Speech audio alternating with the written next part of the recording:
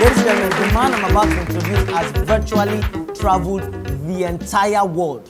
When I mean the entire world, I'm surprised if there's anywhere he's not been. I'm sure he's been to Eastern Mongolia, Siberia, Monrovia, Timbuktu, Bujumbura. He's been practically everywhere.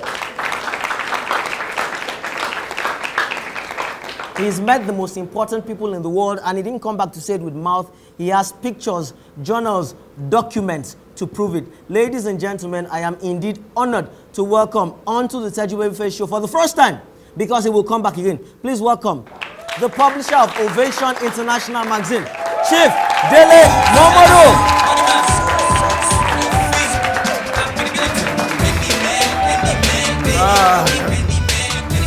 My brother.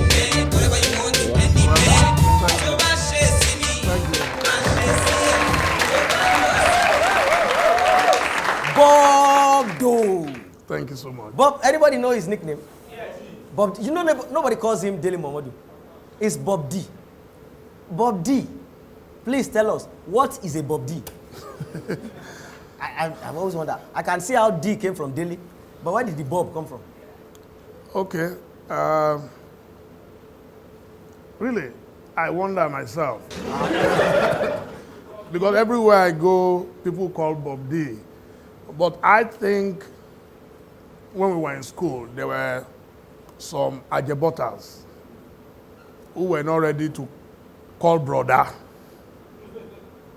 So the trick of it was to say Bobomi, then from Bobomi to Bobo D, and then from Bobo D, I don't know how the O now dropped, and they funkified it, and then it became Bob D. Aha. You went to the universities to study, to study Yoruba. I was going to ask you, what were you intending to, what career opportunities are available to you? How broad can it be if you go and study? Did you want to become a native doctor? Because, sorry sir, it's a bit hard to see you holding that thing they hold and jumping every morning, given how corpulent you have become, and going and all those things. It's a bit hard to see. Now you are sounding like my mother. My mother was a very, very unlettered woman. And the day she heard I was reading Yoruba in the university. Sorry, sir. In other words, I'm unlettered, Abi. My mom could not imagine that a man would travel all the way to the university to study Yoruba. In fact, the way she put it was, Ayobandele, she was saying, Ori re dota ban to ban. Kí ló fi Yorùbá ṣe ó fẹ́ ṣe babaláwo ní nǹkan. I've always been, I think I was born an unusual child. I was born in a church, in an Aladura church, where there were all kinds of prophecies that if I could survive the first 7 years, then I was going to be very famous. And here you are. But in reality, I don't know how anyone born in that kind of setting, rural setting, would ever be famous. But I think God will always create a way, a path, where there is no way. My father died when I was 13, in 1973. Even the house where we were living, we couldn't pay the rent. So they chased us out. I had to go and squat in Modakeke, where you have to wake up very early at 5 a.m., so that you can see a very clean stream to fetch water. Sorry, sir, what happens after 5 a.m.? After 5 a.m., other people would have woken up in the neighborhood, so everybody is scrambling for water. Okay, that's not much different where we used to say no shodi. Now, it wasn't a stream, it was a tap, but basically the same thing. Oh, a tap was a luxury, But what I'm trying to say is that in that background, you are going to a school where you have to, in fact, the name of the school alone, Local Authority Primary School. How local can you be? So how do you lie to somebody in the future that even the name says it? The name, Local Authority Primary School. And, you had to trek to that school.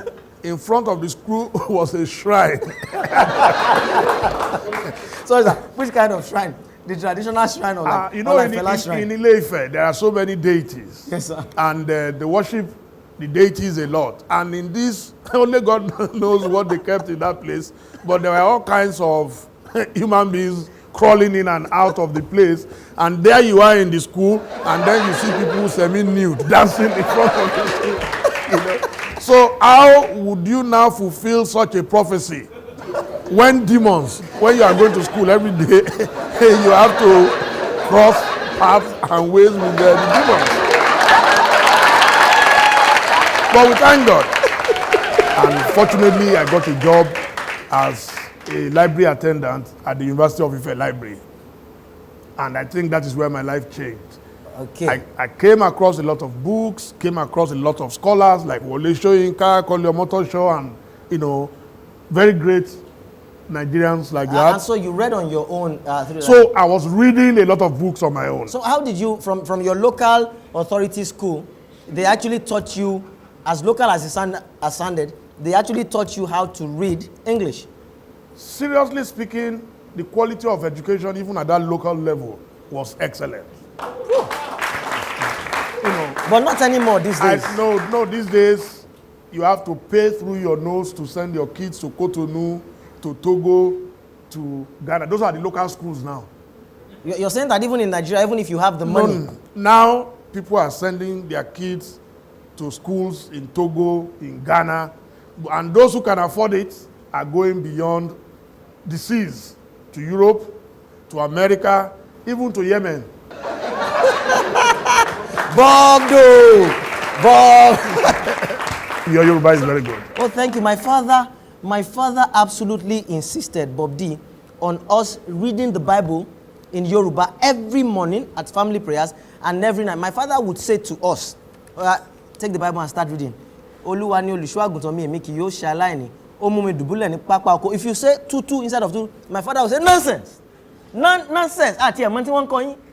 Then the next minute, my father will switch over to Queen's English. I don't know what's wrong with you children. You're supposed to take your language and learn it. So what will you teach your own children? And we used to think it was a lot of stress. But my Yoruba heritage is one of the things I am proudest of at this time in my life. No, but do you really know that I believe that prayers are quickly answered in Yoruba? No, I'm serious. When you see our mothers in those days, my mom was an aladura. Tí ẹ̀mí bá gbé wọn, tí Olúwa nílé àti ẹkún rẹ̀, ayé àwọn tó tẹ̀dó sínú rẹ̀, nítorí tó fi dílẹ̀ sọ, you could feel the vibrations. But when you are speaking English, that thing is weak. Okay, that is tí Olúwa nílé àti ẹkún rẹ̀. The earth is the Lord and the fullness thereof. Even see the way you are picking it as if you are eating granuts. Yes, now, we'll get to MKO in a bit. We'll get there in a bit. To take you back a few years ago, during the Abacha days, the Abacha crisis, we heard that you had to flee for your life, as it were. You fled for your life. I heard all sorts of reports. Somebody even told me that you escaped at the back of a chicken truck, that you were covered in feathers and smelling like a poultry farmer. From here to Cotonou, Semeboda or something, you were lean, that the you now is not the you that you went, and all that. And what really happened those times? Why were they looking for you, and what was the flight like? You probably told those stories all those years, but refresh us again. Well, I was coming from Abeokuta, and I met my wife on the way to the house. We were living in Ojodu, there, a place called Adigboluja. Huh? You say? Adigboluja. Some of these names, I've always said this thing. There's an area called Adigboluja. Please translate in English for them what it means. Impossible. It's impossible. The best you will get is one it has to do with fight. And these are people who live in areas called Taban, shoot gun. At that time, that is the only place a journalist could live. And I can tell you, it was like paradise to us. So my wife told me, you can't go home. I said, why not? She said, well, some people came in the morning to warn her that I should disappear. I said, what have I done? I'm not a criminal. He said, well, with Abacha, everyone is a potential criminal. And to cut a long story short, I had to go straight into my bunker. Sorry? A bunker like Saddam Hussein where I was hiding in Ikeja. All right. So I went underground and I had to plot my exit because the report was that I was going to be arrested, charged for treason, and then you know what follows. So This was 22nd of July 1995. I plotted. By 25th, I managed to escape through semi-border, dressed like a farmer, like you said, but not a chicken farmer, but just dressed very casually with my cap. I had 3 people who were going with me. One had my bag, one had my pass. Fortunately, at that time, I had a multiple visa on my passport. So once I crossed into Cotonou, I looked back at Nigeria and I started crying. You actually shedding tears? Yes, and the reason was simply because I didn't really know where I was going at that time. I didn't know if I would get there. And you left your wife and the family behind? When I was leaving at 5 a.m. and I kissed my wife and had a little child then, I can tell you that was probably the saddest day of my life. Because I didn't know if I would even be able to cross the border. And so I didn't know if I would ever come back to Nigeria. And I can tell you, that simple journey for the next 3 years, I couldn't enter this country, which I never bargained for in my life. And I never saw my house again. Because every little thing I had, air conditioner, generator, everything I had to sell to keep body and soul together in exile. When people say, oh, those of you ran away into exile, you enjoyed it. I say, how? Exile is actually worse than prison for me. In prison, after 48 hours, I was put in detention in Alagbon by Babangida. After 48 hours, I had adjusted.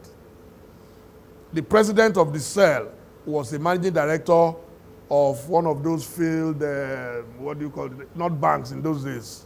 I don't remember what they call it now. You know, finance houses, one of those finance houses. The guy spent 6 weeks, but when we got there, we couldn't recognize him again because he had become a Lewon proper in the place. So he was our president. I soon became OC information. Sorry, sir. This actually titles given as in this, when you go to the place is called Kalakuta Republic, the cell, and the wing I was even supposed to be VIP. But what happens is that when you go into that cell, they shut the iron door against you. Then you have to hold the iron and face Nigeria, because when you enter that place, you are no longer in Nigeria. So there is someone they call IG, Inspector General of Police, in the cell.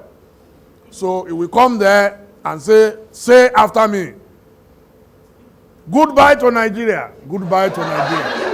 Welcome to Kalakuta Republic, welcome to Kalakuta Republic. Then he will march you to the end of the cell where they have the do's and say, then he say, Alejo Kawai, no do. I do am. Alarm blow.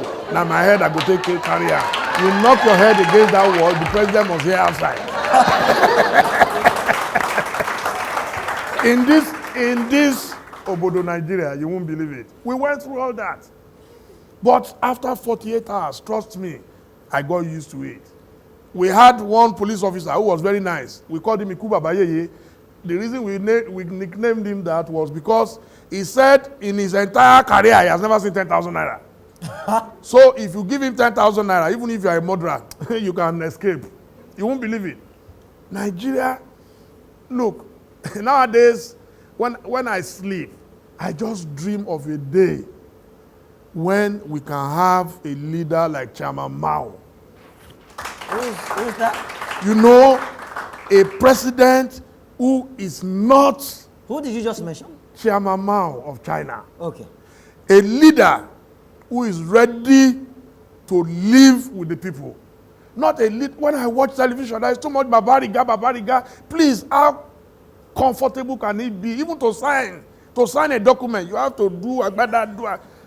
You know, so I'm looking for a day when we have a leader who can wear T-shirt and jeans and march on the road. Look at that stupid road in Ogiri, where you will spend 2-3 hours just to travel a distance of about 20 minutes or less.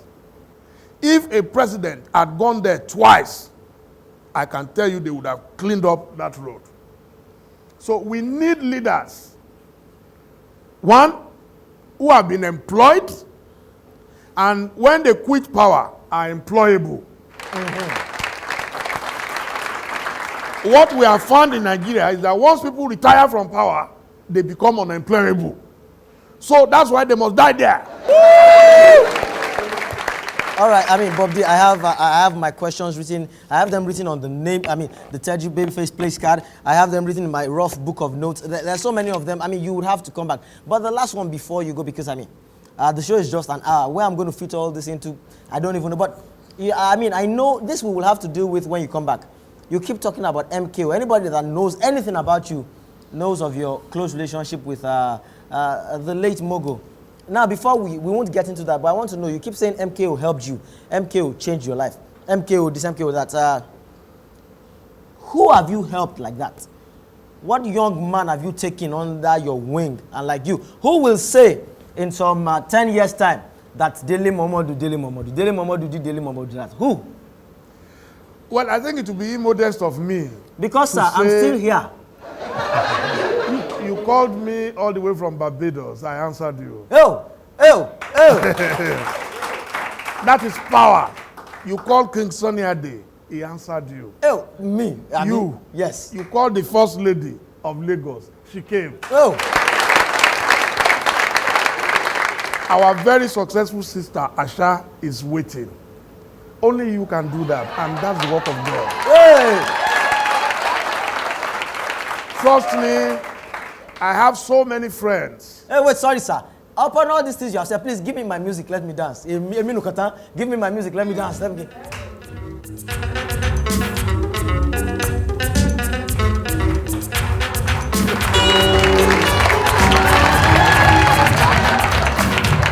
Unbelievable. No, you've done very well. Thank you very much. And I'm very proud of you. Thank you very much. And that's why when you called me, you were doubting if I will make it or not. I said, I will. Because of you, I landed in Lagos on Wednesday morning.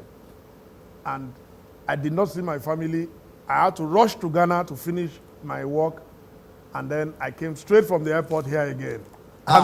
Yes. I think you are doing very well. And I pray that God will continue to bless you. Amen, sir. Thank you, sir. Now before you go, you mentioned that you took one of the biggest photographers in London. Well, we have one of the biggest photographers in Nigeria, in West Africa indeed, and it's expanding to the rest of Africa here. And what they do when a guest comes on the show, when they sit down, is they take your picture. So we have a picture of you that was taken on the show when you sat down, and we've put it in a plaque, a plaque sort of frame, and we're going to present it to you right now. So, Quartz Photography QF, please come forward with the plaque.